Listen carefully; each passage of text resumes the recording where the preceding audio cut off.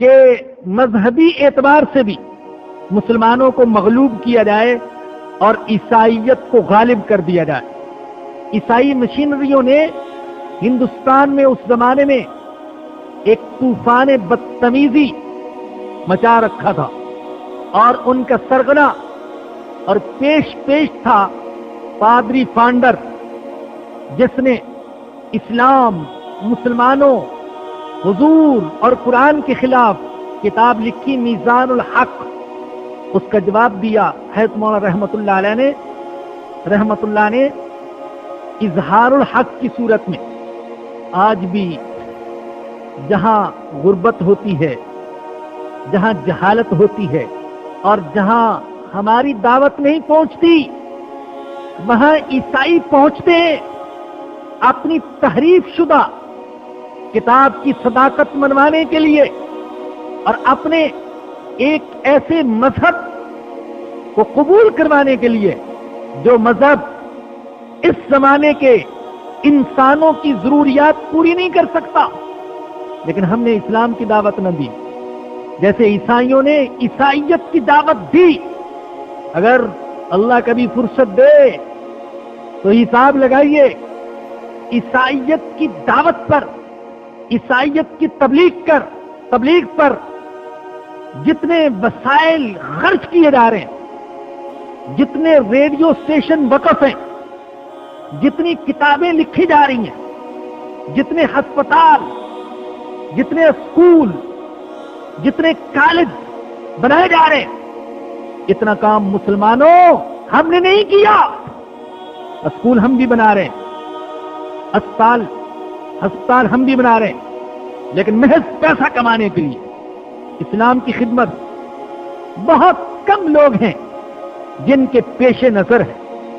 چاہیے تو یہ تھا کہ ہم آگے بڑھ کر عیسائیوں کو دعوت دیتے قبول اسلام کی، اس لیے کہ ان کا مذہب تو ایک گورکھ دھندا، تضادات کا مجموعہ، عقائد سے لے کر عبادات تک کمزوریاں ہی کمزوریاں۔ کتاب ایسی کہ تحریفات، اختلافات اور غلطیوں کا مرکب۔ ہمارے پاس تو قرآن ہے، قرآن جس کے ایک ایک شوشے کی حفاظت پر قسم کھائی جا سکتی ہے، اور جس کی حفاظت کا اعتراف صرف مسلمان ہی نہیں، غیر مسلم بھی کرتے ہیں۔ آج تک کوئی غیر مسلم، کوئی یہودی، کوئی عیسائی ثابت نہیں کر سکا، اور قیامت تک ثابت نہیں کر سکیں گے کہ اس کتاب میں ذرہ برابر بھی کوئی تحریف ہوئی ہے۔ مذہب ایسا جاندار، عقائد سے لے کر عبادات تک اور معاملات سے لے کر اخلاق تک، کہ اس کی کوئی نظیر نہیں پیش کی جا سکتی۔ لیکن ہم نے دعوت نہیں دی، ہم نے دعوت کا حق ادا نہیں کیا، اور آج دعوت نہ دینے کی وجہ سے ہم پٹ رہے ہیں، دنیا بھر میں پٹ رہے۔ فرمایا کہ افتطمعون ان یؤمنوا لکم، کیا تم امید رکھتے ہو کہ وہ تمہارے کہنے پر ایمان لے آئیں گے؟ وقد کان فریق منہم یسمعون کلام اللہ، حالانکہ ان میں ایسے لوگ بھی ہیں جو اللہ کے کلام کو سنتے ہیں، ثم یحرفونہ من بعد ما عقلوہ، پھر اسے سمجھ لینے کے باوجود کچھ کا کچھ کر دیتے ہیں، وہم یعلمون، اور وہ اسے خوب جانتے بھی ہیں۔ وَإِذَا لَقُوا الَّذِينَ آمَنُوا قَالُوا آمَنَّا، یہودیوں کے ایک گروہ ایک اور گروہ کا ذکر۔ فرمایا کہ جب ایمان والوں سے ملتے ہیں تو کہتے ہیں ہم ایمان لے آئے۔ وَإِذَا خَلَا بَعْضُهُمْ إِلَى بَعْضٍ، جب آپس میں تنہا ہوتے ہیں، قَالُوا أَتُحَدِّثُونَهُمْ بِمَا فَتَحَ اللَّهُ عَلَيْكُمْ، ارے کیا تم ان مسلمانوں کو وہ بات بتا دیتے ہو جو اللہ نے تم پر کھولی ہے، لِيُحَاجُّوكُمْ بِهِ عِندَ رَبِّكُمْ، جس سے وہ تمہارے مقابلے میں رب کے حضور حجت پیش کریں گے۔ افلا تعقلون، کیا تم سمجھتے نہیں ہو؟ بعض یہودی آ کر ایمان کا دعویٰ کرتے اور گویا کہ حضور کا اور مسلمانوں کا اعتماد حاصل کرنے کے لیے باتوں باتوں میں یہ بھی بتا دیتے کہ ہماری کتابوں میں نبی اکرم صلی اللہ علیہ وسلم کی آمد کے بارے میں پیشن گوئیاں ہیں، آپ کی صداقت کی نشانیاں ہیں۔ جب یہ اپنوں کے پاس جاتے تو وہ انہیں شرمندہ کرتے، کیوں بتاتے ہو؟ کیا اس لیے تاکہ یہ تمہیں اللہ کے سامنے جھوٹا کر سکے؟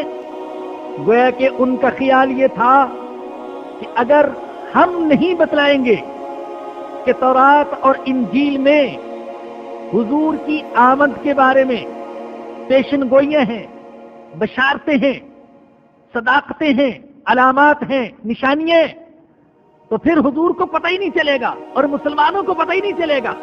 ان کا خیال یہ تھا کہ آسمانی علم، وحی کا علم صرف ہمارے پاس ہے، مسلمانوں کے پاس نہیں ہے۔ معاذ اللہ، اس وقت کے یہود بالکل اسی طرح کے جہل مرکب میں مبتلا تھے جس جہل مرکب میں آج کے فرنگی اور مغربی مبتلا ہیں۔ آج کے فرنگی دانشور اور مغربی محققین جب قرآن پر بحث کرتے ہیں تو ان کی ساری بحث کی بنیاد اس مفروضے پر ہوتی ہے کہ قرآن میں جو کچھ ہے وہ انسانی ذرائع سے حاصل ہوا ہے۔ محمد صلی اللہ علیہ وسلم نے کچھ لوگوں سے سن کر، کوئی تورات کا مطالعہ کر کے، کچھ انجیل کا مطالعہ کر کے، ادھر ادھر کی باتیں سن کر اس میں جمع کر دی ہیں۔ گویا کہ ان کی نظر میں اس کا کوئی امکان نہیں کہ محمد صلی اللہ علیہ وسلم پر وحی نازل ہو، اس کا کوئی امکان نہیں۔ الحمدللہ مسلمان وسیع الظرف ہیں، وسیع القلب ہیں۔ تورات اور انجیل کی تحریفات جاننے کے باوجود تورات اور انجیل کو آسمانی کتاب مانتے ہیں، اور یہ فرنگی یہ تنگ دل ہے، انتہا پسند ہے، تنگ دل، یہ اپنی کتابوں کے سوا کسی دوسری کتاب کو نہیں مانتے، یہ قرآن کو الہامی کتاب نہیں مانتے۔ ہم تو حضرت موسیٰ، حضرت عیسیٰ علیہ السلام کو نبی مانتے ہیں، اور یہ ہمارے آقا کو نبی نہیں مانتے۔ ہمیں تورات اور انجیل کا کوئی ورق زمین پر گرا ہوا نظر آ جائے تو ہم اسے بھی ایسے ہی اٹھا کر اونچی جگہ پر رکھتے ہیں جیسے قرآن کریم کے گرے ہوئے ورق کو۔ اور ان کی سنگ دلی کا یہ عالم کہ اپنے گندے پیروں سے قرآن کریم کو ٹھڈے مارتے ہیں، یہ ان کی شقاوت، یہ ان کی کساوت، یہ ان کی سنگ دلی اور انتہا پسندی۔ مسلمان تو وسیع الظرف ہے، ان کے دل وسیع ہیں، کسی نبی کی توہین نہیں کرتے، کسی کتاب کی توہین نہیں کرتے۔